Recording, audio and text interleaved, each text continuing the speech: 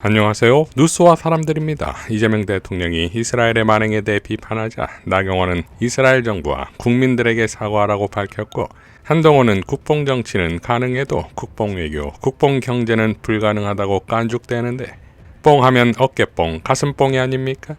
이들의 주장을 재래 언론들은 열심히 퍼나르는데 12일 아침 이재명 대통령은 다음과 같은 메시지를 냈습니다.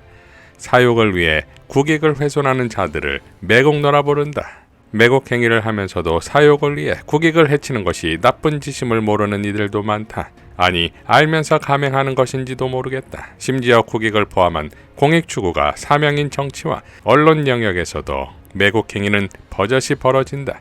결국 이 역시 우리가 힘을 모아 가르치고 극복해야 할 국가적 과제, 비정상의 정상화 과제이다. 각국의 주권과 보편적 인권은 존중되어야 하고 침략적 전쟁은 부인된다. 그게 우리 헌법 정신이자 국제적 상식이다. 역지사지는 개인만이 아니라 국가관계에도 적용된다. 내 생명과 재산만큼 남의 생명 재산도 귀하다. 존중해야 존중받는다. 자, 정확한 일갈이지요. 군사안보 전문가인 김종대 전 의원은 이렇게 밝혔습니다. 이스라엘이 알아야 할 것은 더 있다. 이미 미국은 이스라엘과 전략적으로 분열, 즉 디커플링 되고 있다. 미국이 이란과 휴전을 협상하는 동안 이스라엘은 사실상 방기되었다. 게다가 이스라엘은 이제 민주주의 국가도 아니다. 세계가 왜 이스라엘의 독단에 끌려다녀야 하나? 이제는 미국도 지쳤다. 이스라엘은 고립을 각오해야 할 것이다. 이어 미국에 대해서도 트럼프는 지상전을 이라크 등지에 거주하는 투르크족에게 부탁했으나 거절당했다. 연안 소해 작전은 한국과 일본에 요청했으나 역시 거절당했다. 나토 국가들도 협조하지 않았다. 이것은 배신이 아니다. 귀결이다. 트럼프가 집권 이후 일관되게 추진한 자국 우선주의와 동맹 경시, 그리고 일방적 관세 압박의 논리적 결과물이다. 이제껏 미국은 동맹과 함께할 때 비로소 강력했다. 그러나 이제부터 미국 옆에는 같이 피를 흘릴 친구가 없다. 미국이 종이 호랑이가 되면 더 이상 세계는 미국의 조공을 바치지 않는다. 미국이 전쟁에서 승리를 보장하는 확실한 보증이 아니라면 세계는 미국을 존중하지 않으며 트럼프의 관세 협박도 약발이 크게 떨어지게 된다. 그래도 세계가 트럼프의 협박에 못 이기며 굴복했던 것은 미국이 궁극적으로 안전을 보장하는 대체 불가능한 존재라는 인식이 있었기 때문이다. 그런데 이란 전쟁 이후 이런 미국의 이미지가 붕괴될 경우 누가 미국의 눈치를 보며 막대한 투자금을 조공으로 바치겠는가? 이번 이란 전쟁 이후 트럼프의 관세 구상은 연쇄적으로 붕괴될 가능성이 커진다. 더군다나 이번 파키스탄의 협상 실패로 미국의 외교력은 더 빈곤해졌다. 이런 미국은 세계의 패권국이라기보다는 그저 그런 강대국으로 전락할 가능성이 크다. 우리가 잘 대비해야 할 시나리오다 라고 분석했습니다. 자, 이를 입증이라도 하듯 세계 각국은 이스라엘 규탄 메시지를 내는데 4월 11일까지 세계 각국 지도자 및 정부, 정당의 이스라엘 비판 성명은 다음과 같습니다. 영국 총리, 이스라엘의 레바논 공격은 멈춰야 한다. 이는 윤리적으로 그리고 도덕적으로 잘못된 일이다. 나는 이에 대한 강한 의견을 가지고 있다.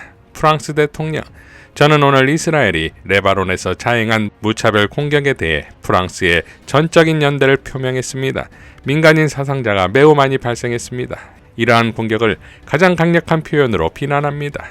일본 외무상 성명, 상황이 더욱 악화되는 것을 방지하기 위해 일본은 이스라엘과 헤즈볼라 간의 적대 행위의 즉각적인 중단을 촉구하고 모든 당사자에게 국제법을 준수하고 유엔 결의안 1702를 포함한 관련 유엔 안전보장이사의 결의를 전면적으로 이행할 것을 강력히 촉구합니다. 동시에 추가적인 확대를 방지하기 위해 일본은 그들에게 최대한의 자제력을 발휘하고 외교적 합의를 위해 진심 어린 노력을 하도록 강력히 촉구합니다.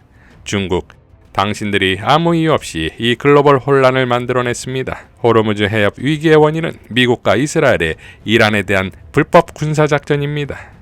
캐나다 총리, 이스라엘의 침공은 불법 침공이고 우리는 이를 비판합니다. 캐나다 당대표, 우리는 평화의 적이 누구인지 알고 있다. 그의 이름은 이스라엘 총리 벤자민 네타냐후다. 이탈리아 외무장관, 이스라엘의 부당하고 용납할 수 없는 공격을 받고 있는 레바논과 연대한다. 이탈리아 총리, 나는 이스라엘이 레드라인을 넘어섰다고 비난하며 팔레스타인 민간인에 대한 학살을 규탄하고 이탈리아는 이스라엘에 대한 유럽 제재를 지지할 것임을 발표한다. 스페인 총리, 유럽연합은 이스라엘과의 협력 협정을 중단해야 한다. 그리고 이러한 범죄 행위에 대해 면죄부를 주어서는 안 된다. 자, 흥미롭게도 브라질 룰라의 SNS에 이런 댓글이 달렸다고 합니다. 룰라 대통령님, 한국의 이재명 대통령이 이스라엘의 반인권적 만행에 대해 X를 통해 비판하는 메시지를 어제 발표했습니다. 이 대통령의 메시지에 이스라엘 외무부가 이재명 대통령을 비판하는 성명을 발표했는데 또다시 이 대통령은 이스라엘의 반인권적 전쟁 행위를 비판하였습니다. 룰라 대통령님께서 이재명 대통령에게 연대하여 이스라엘을 비판하는 메시지를 발표해 주십시오. 자, 이제 반이스라엘, 반네타냐후의 이재명 룰라 연대와 세계 각국 정상들의 연대가 어떻게 펼쳐질지가 기대됩니다. 고발사주의 공익제보자였던 조성은 대표는 다음과 같이 밝혔습니다. 국제질서에서 세계 평화를 설계하는 국가가 세계 전쟁을 설계하는 국가보다 주도권과 리더십을 가지게 된다. 지난 100년 동안 미국이 리더 국가가 될 수 있던 이유다. 그렇기 때문에 다른 나라 임내하고 침묵하고 무기만 판다고 기뻐하는 것보다 강력한 국방력과 군사력을 널리 알리고 때론 과시하면서도 전 세계의 명분 없는 전쟁과 학살, 명확한 악에 대하여 분명하게 규정하고 목소리를 높이는 행위 그 자체야말로 대한민국의 외교와 위상이 국제질서에서 다른 차원으로 올라가는 것이라고 봐야 한다. 그래야만 한반도 평화와 대한민국 평화와 안정이 단순히 미국의 편덕에 의해 좌지우지 되지 않고 단단하고 강력하게 유지될 수 있다. 이제야 진짜 국제 질서에서의 대한민국이 선명하게 두각을 나타낼 때가 온 것. 젠프의 결단과 행동이 전에 없던 새로운 대한민국을 만들고 있습니다. 자, 이런 상황에서 장동혁의 행보가 기괴합니다. 지선을 50여일 앞둔 상황에서 미국으로 떠나는데 원래 2박 4일이 5박 7일로 변경했다는 거지요. 방문 목적이 공화당의 비영리단체의 초청이라는데 여기 또 등장하는 자가 영킴입니다. 장동혁은 미국행을 두고서 지금 대한민국은 자유와 법치, 시장 질서까지 흔들리는 중대한 기로에 서 있습니다. 저는 어제 세계의 자유를 지키는 최전선 워싱턴으로 출발했습니다. 대한민국의 미래를 결코 외면할 수 없기에 나아갑니다. 이번 6.3 지방선거는 자유와 민주주의를 지키는 거대한 전선이 될 것입니다. 반면 배현진은 미국을 이 시점에 왜 갔는지 모르겠으나 최소한 시도당 운영위가 의결에 올리는 공천하는 최고위가 신속 의결하도록 남은 최고위원들에게 위임을 했어야 도리지요. 끝까지 후보의 짐으로 남고 싶은 건가요? 17개 시도당 후보들의 공천 시계가 장 대표의 이유 모를 방미행에 일주일간 멈춰섭니다. 민주당 정청래는 전국을 휩쓸고 있던데 불러주는 것 없다고 공천 올스톱시키고 미국 가는 당대표 누가 이해하겠습니까? 자, 폭망 중인 미국과 곧 해산될 국힘의 콜라보가 팝콘각입니다. 이상 뉴스와 사람들이었습니다. 시청해 주셔서 감사드립니다.